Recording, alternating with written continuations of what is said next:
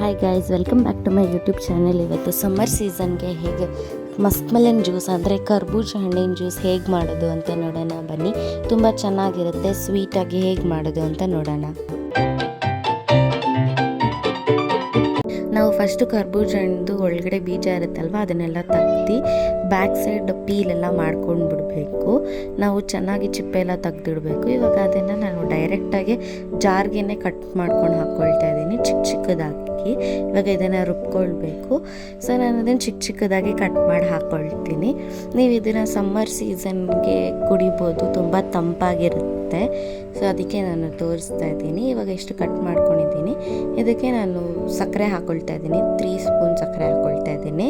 ನಿಮಗೆ ಸ್ವೀಟ್ ಜಾಸ್ತಿ ಬೇಕಂದರೆ ಜಾಸ್ತಿ ಸಕ್ಕರೆ ಹಾಕ್ಕೊಳ್ಬೋದು, ನಿಮಗೆ ಕಮ್ಮಿ ಬೇಕಂದರೆ ಕಮ್ಮಿ ಹಾಕ್ಕೊಳ್ಳಿ. ಇವಾಗ ಅದನ್ನು ರುಬ್ಕೊಳ್ತಾ ಇದ್ದೀನಿ. ನೋಡಿ, ತುಂಬ ಗಟ್ಟಿಯಾಗಿ ರುಬ್ಕೊಳ್ಬಾರ್ದು, ನೀವು ಸ್ವಲ್ಪ ನೀರಂಗೆ ರುಬ್ಕೊಳ್ಬೇಕು. ನೀವು ನೋಡಿ, ಅಲ್ಲಿ ಸ್ವಲ್ಪ ಹಾಗೆ ಹಣ್ಣಿದ್ರೂ ಚೆನ್ನಾಗಿರುತ್ತೆ. ನೀವು ಕುಡಿಬೇಕಾದ್ರೆ ಅದು ಬಾಯಿಗೆ ಸಿಕ್ಕಿದ್ರೆ ಚೆನ್ನಾಗಿರುತ್ತೆ.